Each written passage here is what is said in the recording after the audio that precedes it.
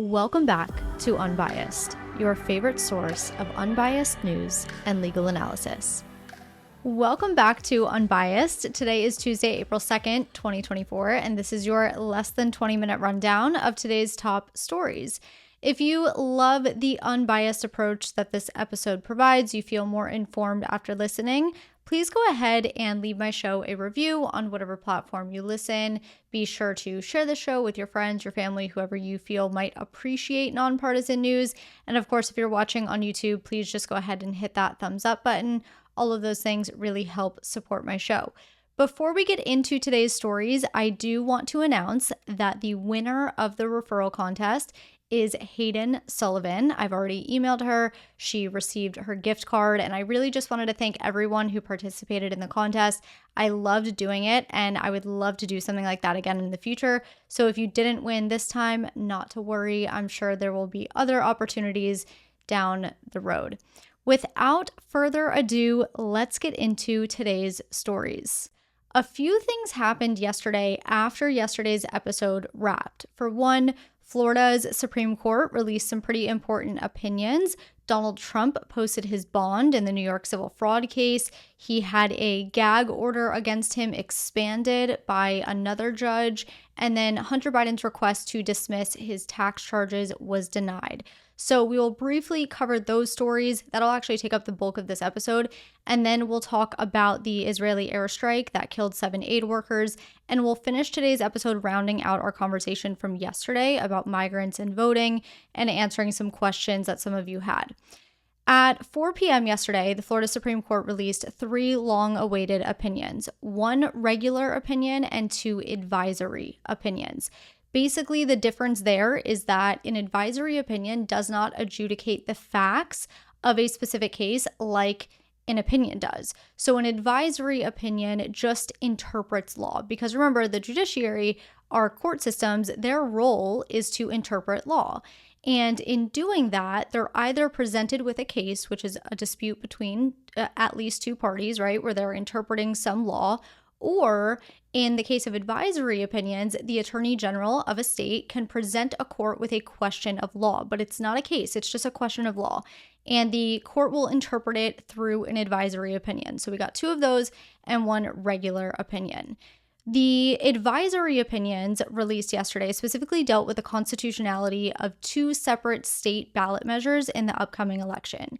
The decision, the regular opinion, on the other hand, dealt with a case called Planned Parenthood versus Florida. So let's start with that decision first, and then we'll talk about the two advisory opinions very briefly. Planned Parenthood versus Florida presented the court with the question of whether Florida's 15-week abortion ban conflicts with the state constitution's privacy clause. And obviously, if it does, it's unconstitutional. If it doesn't, it's constitutional. Now, I know you've probably heard about the 6-week abortion ban in Florida, and I will get to that in a second and how that sort of fits in here. But the Planned Parenthood case specifically dealt with the constitutionality of Florida's 15-week abortion ban. So what the privacy clause in Florida's constitution guarantees is that individuals in the state are left alone and free from government intrusion into their private life. Ultimately, what the Florida Supreme Court ruled is that when the court analyzed the text of the privacy clause, the context of the clause, and the historical evidence surrounding the adoption of the clause when it was first adopted, the court said there's no basis under the privacy clause to invalidate the 15-week ban. And the court did also acknowledge that this ruling conflicts with its past rulings. So in its ruling, it wrote, quote, "In doing so, we recede from our previous decisions in which, relying on reasoning the U.S. Supreme Court has rejected, we held that the privacy clause guaranteed the right to receive an abortion through the end of the 2nd trimester." End quote. However, here is why the court's ruling gives way for the 6-week ban to take effect. Essentially, the court's ruling was that the state can ban abortion without conflicting with the state constitution, no matter the gestational period, because what the court said is the privacy clause does not provide a right to abortion, similar to how the United States Supreme Court said that the 14th Amendment does not provide a right to abortion. Now, when Dobbs was decided in 2022 by the United States Supreme Court, Florida enacted this shorter 6-week ban.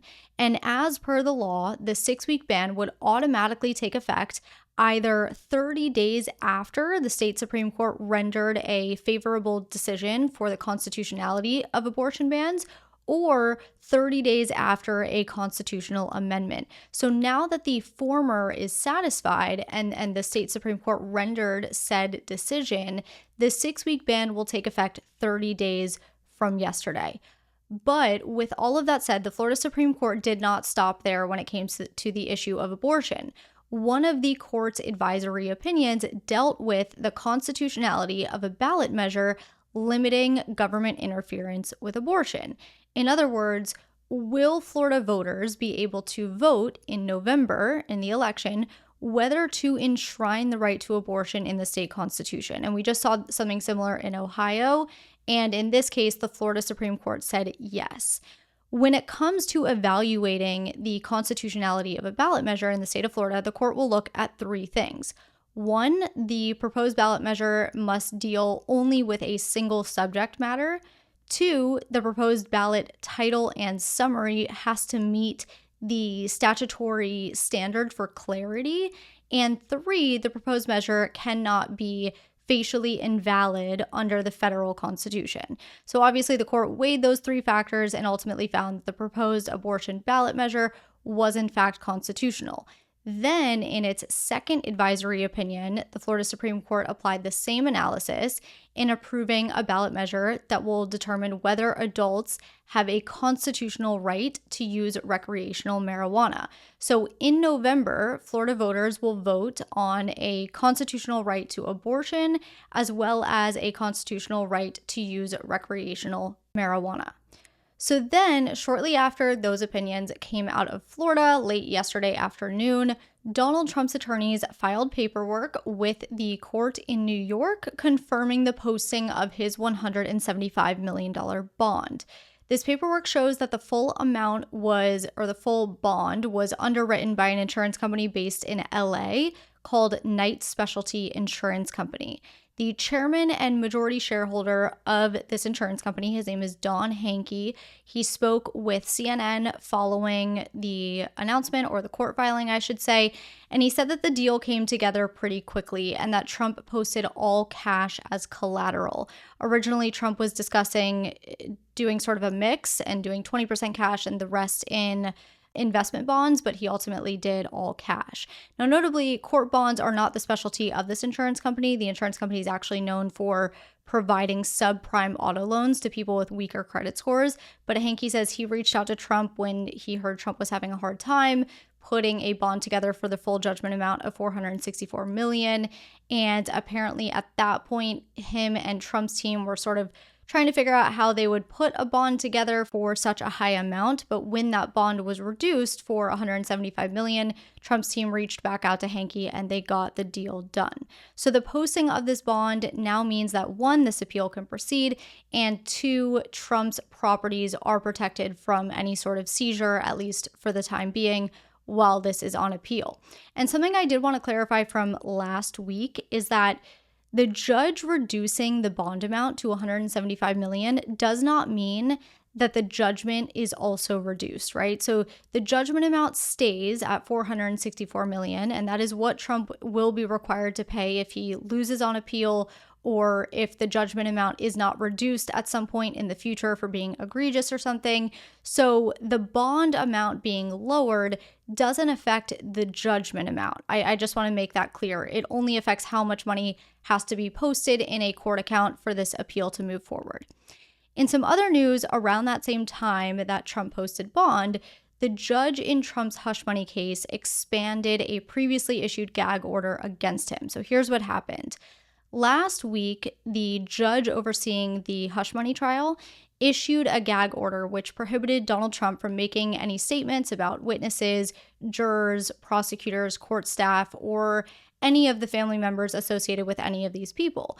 And gag orders are not atypical in high-profile cases like this, just that sort of as an FYI. Typically, the higher profile the case, the more media attention a case might get, the more likely a gag order will be imposed for everyone's safety and well-being. And especially in a situation where you have someone like Trump who does post a lot on Truth Social. He does have a track record and a past of making comments about his cases and the people that are involved in those cases. So the gag order is not a crazy thing here. Trump's attorneys have contemplated appealing it, but as we know, in recent past, Trump's gag orders have stood. But anyway, the initial gag order was issued. Trump then shared some posts related to the judge's daughter. One of the posts that he shared was a post from an account that used to belong to the judge's daughter, but apparently no longer does. And it was a picture posted to that account of Trump behind bars. So when Trump reposted that, he wrote, quote, "So let me get this straight. The judge's daughter is allowed to post pictures of her dream of putting me in jail. The Manhattan DA is able to say whatever lies about me he wants. The judge can violate our laws and constitution at every turn, but I am not allowed to talk about the attacks against me." End quote. So that post, along with a couple of others, led the Manhattan DA to ask the judge to clarify that the previously issued gag order encompasses the judge and the judge's family as well. And yesterday, the judge granted that clarification and issued that clarification. So that is the deal with that. Then, also last night, a federal judge denied Hunter Biden's request to dismiss his 9 tax charges. So Hunter Biden had filed 8 different motions to dismiss, all for different reasons. He was trying to get these tax charges dismissed, and the judge, as I said, ultimately denied it. There were multiple arguments set forth by Hunter Biden. The main one was that the indictment was politically motivated. And ultimately, the judge wrote in his ruling that the motion to dismiss is, quote, "remarkable in that it fails to include a single declaration, exhibit, or request for judicial notice. Instead, defendant cites to portions of various internet news sources, social media posts, and legal blogs. These citations, however, are not evidence." End quote. And the judge also denied the other 7 arguments, which consisted of, the statute of limitations had run on one of the charges. Special counsel David Weiss was improperly appointed, that Hunter Biden had immunity from the previous plea deal that ultimately fell apart, that his due process rights were being violated based on outrageous government conduct, that the government had failed to state a claim, and that the indictment lacked specificity. So, as I said, there were 8 different arguments that Hunter Biden had put forth as to why his charges should be dismissed, and those arguments were all denied. And what that means is that Hunter Biden's trial for the tax charges specifically is set to move forward in June. However, as we know, a lot of things can happen in the meantime, so we'll see if there's any sort of delays or anything like that that would postpone that start date. The last sort of news story I want to talk about before we round out yesterday's conversation about migrants and voting is this Israeli airstrike. So around 6 p.m. Eastern time last night, an Israeli airstrike killed 7 team members from the World Central Kitchen in Gaza. Those lost were from Australia, Poland, the United Kingdom. There was a dual citizen of the United States and Canada, as well as Palestine. So the World Central Kitchen released a statement that read in part, quote, "The WCK team was traveling in a deconflicted zone in 2 armored cars branded with the WCK logo and a soft-skinned vehicle. Despite coordinating movements with the IDF, the convoy was hit as it was leaving the warehouse, where the team had unloaded more than 100 tons of humanitarian food aid brought to Gaza on the maritime route." End quote. The statement also said that the World Central Kitchen would be pausing operations in the region immediately and that it would work to kind of figure out its future plans. Following the strike, Israel's military spokesperson said he spoke with Chef Jose Andres, which is the founder of the World Central Kitchen, to express Israel's condolences and stress that Israel would review the incident at the highest levels. Prime Minister Netanyahu then made remarks of his own as he was getting ready to leave an Israeli hospital after a scheduled surgery, and he said in part, quote, "Unfortunately, in the last day, there was a tragic incident where our forces unintentionally struck innocent people in the Gaza Strip. It happens in war, and we are thoroughly investigating it. We are in contact with the governments and will do everything to prevent such occurrences in the future." End quote. Now, some of you may be wondering, because we just talked about this last week, what happened to the ceasefire resolution that was just passed by the UN Security Council? Because I had said that it's binding. Here's the thing.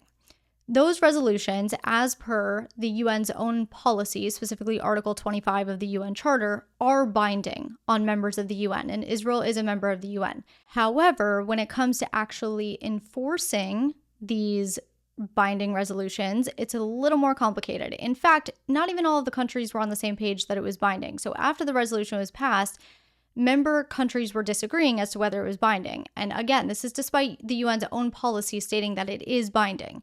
The United States said it wasn't binding, whereas China and Mozambique said it was.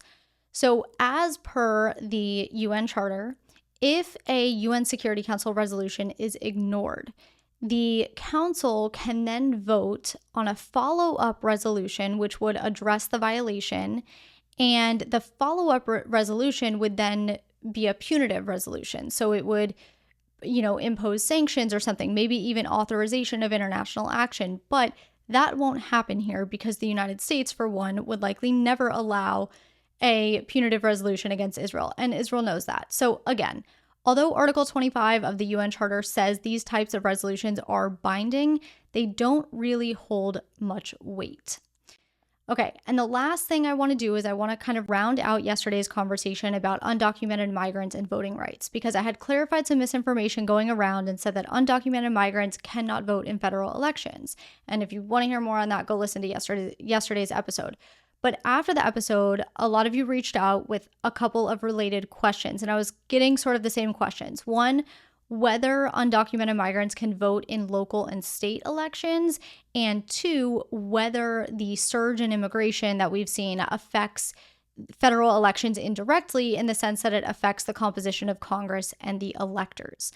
So as far as the first question goes, yes, undocumented people in some jurisdictions, some municipalities can vote in local elections, but no state allows undocumented people to vote in state elections. Now, how this works is that so long as a state doesn't have a constitutional provision against it, local municipalities can give both non-citizens and undocumented migrants voting rights. Specifically, in the United States, there are 13 municipalities that allow non-citizens and undocumented people to vote. And the difference there being that non-citizens include people that have legal authorization to live or work in the United States, but are not citizens, whereas undocumented don't have that legal authorization. These 13 municipalities include 10 communities in Maryland that are within 2 counties of Washington, D.C., plus Washington, D.C. itself, San Francisco, and Oakland. Keep in mind that how these people are allowed to vote varies by municipality. So for instance, in San Francisco and Oakland, undocumented immigrants and non-citizens can only vote in local school board elections, and that's only if they have children in school in that school board. However, DC, on the other hand, allows non-citizens to vote for more, including the office of the mayor as well as referendums. So it really varies by municipality, but in no circumstance can an undocumented immigrant vote in federal elections, and as of now, they cannot vote in state elections either, in any state, only local, and again, only in those 13 municipalities. Now, as for the second question, whether the surge in immigration affects the federal elections indirectly by way of the composition of Congress and electors, the short answer is yes, it does. And this is because the amount of representatives that each state has in Congress, and therefore the amount of electors that each state has, is determined by the decennial census, which takes place every 10 years. And as per the Constitution, the census takes into account every person in the United States, regardless of citizenship. So if a state experiences a drastic rise in population, whether that be through immigration or something else, that state may be given another representative and elector after a decennial census, the next one being in 2030. So in a sense, yes, immigration could have an indirect effect on federal elections, but this upcoming election won't be affected because the congressional composition won't change. If it does change, it won't be until after the next decennial census. So I hope that answers your questions. That is what I have for you today. Have a great night, and I will talk to you tomorrow.